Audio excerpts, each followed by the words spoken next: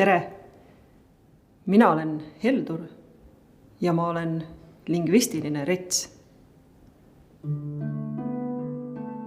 Kui vaatan seda lehehunnikut siin, meenub mulle mu lapsepõlv, mil läbi värviliste sügislehtede sahistades kooli poole sammusin. Olin samamoodi teadmisi must pakatamas nagu praegu. Millises kaupluses on soodsamad kalmuküünlad? Kas minu lemmik WC-paberi 16 pakk on äkki alla hinnatud?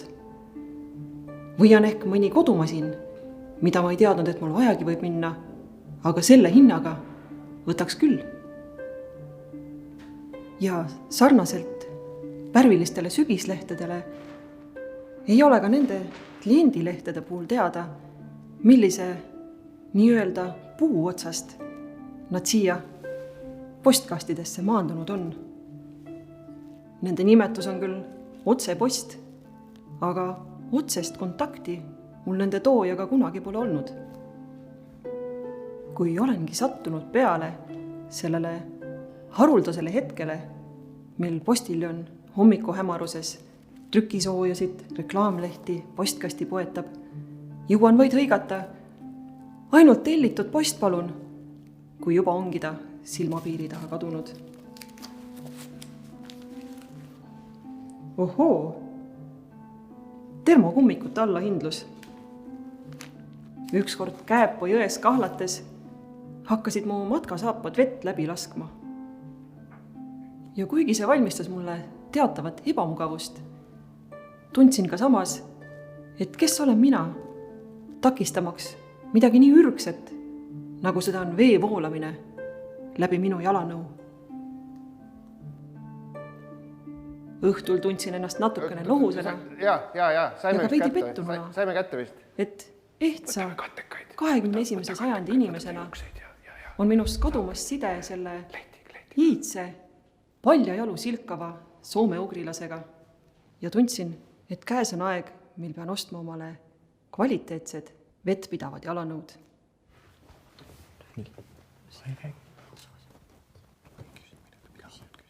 Tal on küsimus. Seal taga midagi. Ja tal on üks küsimus. Meid häirivad seal prügikonteinerite ees on madratsi jätud. Ja siis meid häirib see, sest on täpselt selle paber ja papi konteineri ees, et me ei saa sinna neid asose kastet panna. Päris tihti tuleb neid, et kas selle madratsiga saaks midagi teha? Meil on päris palju kaste tegelikult. Just, et tõesti meil, siin on isegi kirjas suurelt madrats mure, et aitäh küsimuse eest, et me oleme sellest teadlikud, me tegeleme sellega, et ma just sõitsin mööda ka, et kurat, ikka on alles see, et ma ise võiks ise selle ära, mul tõesti isiklik mure on ka endal sellega, aga kuna ma ei ole enam kaua siin haldur, siis ma paneks selle uuele haldurile asap esimeseks tööks, et ta tuleb, teeb ära, kõik on korras. Vabandus, kes see uus haldur on? Uus haldur, eks te kohtute varsti temaga peatselt, kui ta puhkust tagasi tuleb, aga ilus naisterahvas, vanemapoolne 37, et... Kuule, vanamehele kurit paras rühmata risk. Vanasti oli hea, läksid kurat jaani õhtul, krabasid mõne neiu sinki kuskil asa peal. Nüüd paned käe masinasse kurat kohe ahistamine. Just, et nendel samadel teemadel saategi uue halduriga rääkida, et kui ta kohal on, et ja ma arvan, et see madrats saab esimesena lihtsalt tehtud, et see võib küll mõne euro minna nagu maksma meile kõigile, aga selles mõttes haldusraha saame ilusti makstud.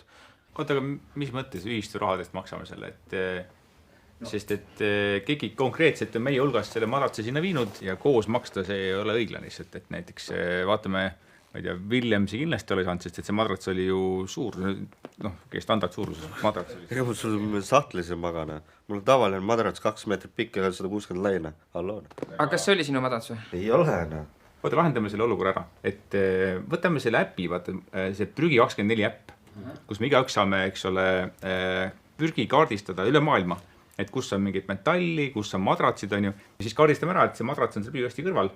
Ja siis Kristjan oma Dodge Ramiga võtab see madratsi peale ja viib ära selle. Kuule, sibi olen sul või?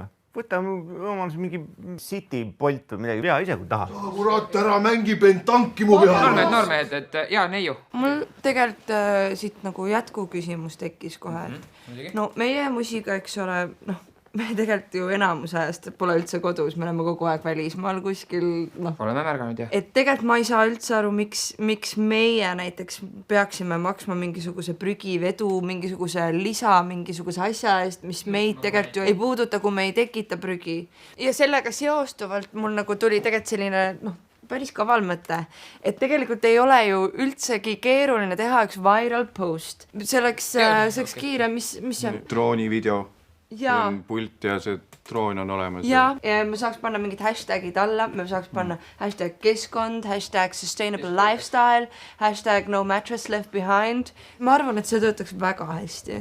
Väga hästi. Ma arvan, et me saaks mingid sponsorid teha. Kummalisel kombel. Kui me kõneleme keskkonnast, räägimegi me justkui mingist ürgsest kahepaiksest, kes kõige selle keskel toime peab tulema, mille inimesed korraldanud on. Temal ei ole Instakontot. Meil on mälukaart on suht täis, et kaua sa arvad, et sul läheb siin või? Mingil maagilisel moel seob see masin endas vett ja elektrit, mis mõnel juhul võib moodustada lausa fataalse kombinatsiooni, kuid antud kehastuses siin annab meile midagi nii hoomamatut ja hetkelist, nagu seda on puhas pesu. Pesu kui sõna on üldse huvitav, kuna justkui kätkeb endas seda, mida me temaga ala lõpmata tegema peame. Kuid kust jookseb see piir, kus särkidest, pükstest ja käterättidest saab pesu? Kas jookseb see piir sealt, kus riided kõik suureks justkui ürgsupiks pesumasinas on moodustunud?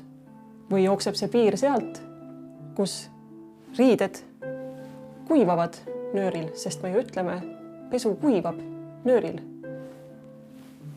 Kuid meil on ju ka musta pesukast, kus parem oleks, et ei ole märjad riided. Ja me saame ju ka öelda, ma toon kuiva pesu nööril. Aga räägime neid olulistest asjadest ka, et siin oli päevakorras ka, et räägime sellest prügi sorteerimisest. Mul endale sellega probleeme pole, enamik asja mul pea lagunevad. No, sul ei ole sõprugi, mis kuradi pidudest sa räägid? Mul on sõpru, vaata LinkedIni, mul on üle 500 kontakti, enamik neist on kusjuures mind lisanud, mitte mina neid.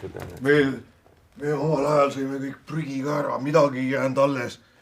Viimased koored ka sõime ära ja ükskord oli nälgas, nii suur olime nälgas vendadega, et sõime oma ema ka ära.